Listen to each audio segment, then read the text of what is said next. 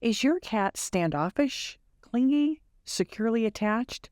In addition to the big five personality traits, cats and humans differ on attachment style, the characteristic way we interact with others because of lessons we've absorbed, for good or ill, about depending on others, our degree of optimism or pessimism when it comes to intimate relationship.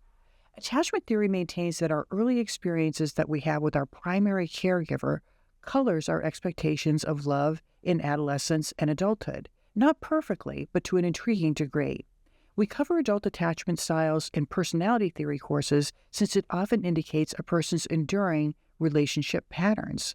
Let's first discuss humans. Psychologists categorize humans mostly by one of three styles. There's a fourth relatively rare attachment style, disorganized, that we won't delve into in this video. But which one sounds like you or someone you know? Secure, avoidant, or anxious? About 60 to 65% of people are secures, optimistic.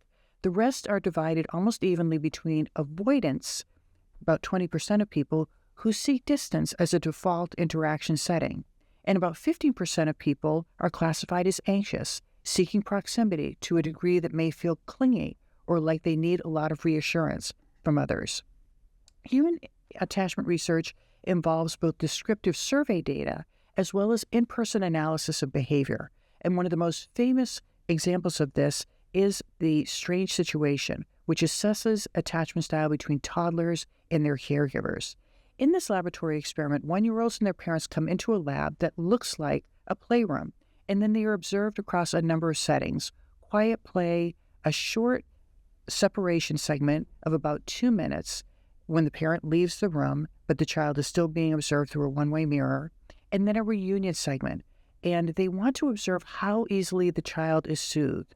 All of these different events show different recognizable patterns in protest, soothing, exploratory behavior that correspond differently to the three attachment styles.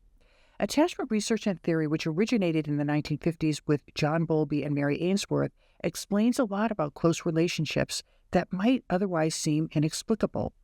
Therapists may delve into the less functional attachment styles, avoidant and anxious, and how they may have developed due to the way a person was parented or an emotionally painful relationship or event. The good news is this type of therapeutic work, or even learning about attachment theory and corresponding behaviors, is often revelatory and results in greater functionality in romantic relationships once the patterns are seen. But what does this have to do with cats? Like humans, cats seem to be categorizable by attachment styles. Kristen Vitale and colleagues at Oregon State University assessed cat-human attachment using that Strange Situation laboratory assessment. They found similar percentages as the human attachment research between toddlers and parents.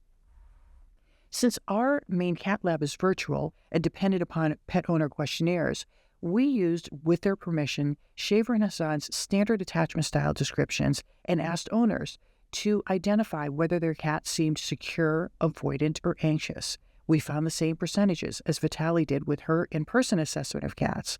So if your cat could talk, which would best describe their attachment style? Secure? I find it relatively easy to get close to others, and I'm comfortable depending on them and having them depend on me. Or are they avoidant? I'm somewhat uncomfortable being close to others. I find it difficult to trust them completely and difficult to allow myself to depend on them. Or anxious? I find that others are as reluctant to get as close as I would like. I often worry that my person doesn't really love me or won't want to stay with me. It turns out that our cats and dogs, as well as humans, demonstrate similar patterns of attachment in the same percentages, and we now wonder if there may be ideas for responding most effectively to a cat that is primed to push people away in anticipation of being hurt, or pulled toward in anticipation and anxiety, having anxiety about abandonment. And can we foster secure attachment with particular advisement on how to do this with new cat owners? In my own household, I found the videos of Jackson Galaxy looking at attachment and patterns and how to respond and understand cats to be particularly helpful. So we at our lab wondered about attachment style and cat color. Are there differences such as maybe calicos are more prone to avoidant attachment styles? It looks like there are some slight differences. In particular, tabby, white, and tortoiseshell cats were more likely to show low secure attachment, at least in our relatively small sample. So secure attachment was still the most common across all cat colors, but those three in particular had lower percentages of secure attachment. It remains to be seen if this early finding, as tantalizing as it is replicated in larger data sets. We're relying, for instance, on the reports of only 34 white cat owners and only 145 orange cat owners. But at the same time, that's not just a handful. So I'm curious, why do you think we found these differences in attachment style? We also found no corresponding alienation by cat owners as a result of their cat's idiosyncrasies when it comes to attachment. And I wonder if there's a humane understanding that cats are unique and individuals, and attachment and affection can't be forced. This type of benign acceptance that my cat is just this way may be central to cat owner culture. So let us know your thoughts about your cat's attachment style and where it may have developed and how you've handled their avoidance or clinginess in the comments. My guess is, like humans, patience and modeling security can go a long way to retraining the brain and the heart. But that's just a guess. I'd love to hear your thoughts.